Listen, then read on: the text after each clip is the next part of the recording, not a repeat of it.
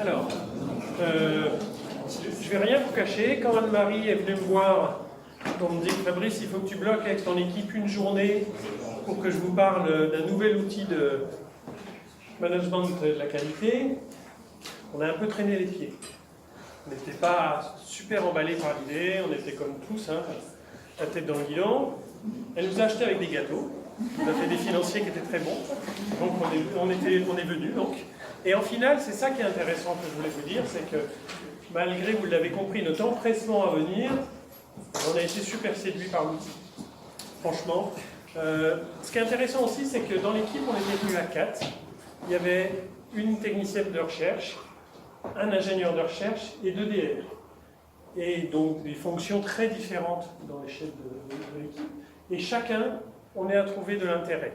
Que ça soit vraiment dans l'application des manips au sens strict, dans la conception des projets, à tous les niveaux en fait, de l'équipe, on a trouvé de l'intérêt.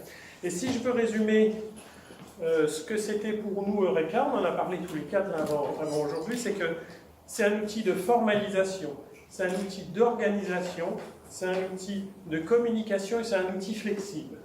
Pourquoi formalisation? Parce que on le fait globalement tous, quand on répond à des appels d'offres, quand on organise le fonctionnement de nos équipes, de faire les analyses des opportunités et des risques, mais au moins là, ça permet de le systématiser, de le faire de manière organisée et encore une fois donc systématique, qu'on a trouvé vraiment intéressant. C'est en gros un gros pense-bête qui nous permet de structurer cette démarche.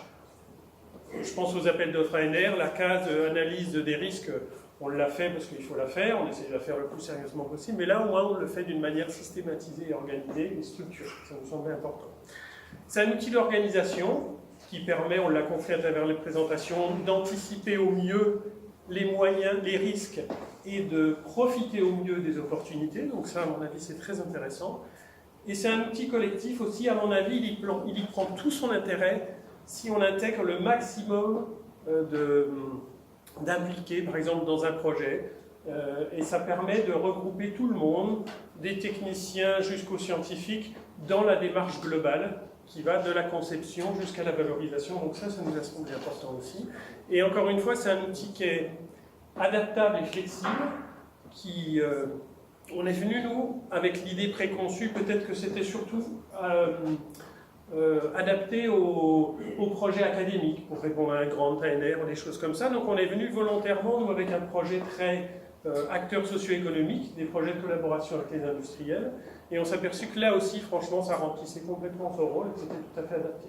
Et maintenant, nous, ce qu'on pense, c'est que c'est vraiment flexible, c'est-à-dire que ça peut fonctionner du projet d'unité jusqu'à la mise en place d'une étude immobilière, par exemple.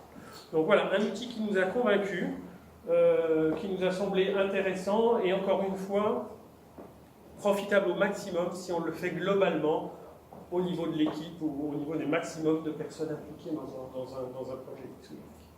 Voilà ce qu'on pouvait résumer aujourd'hui.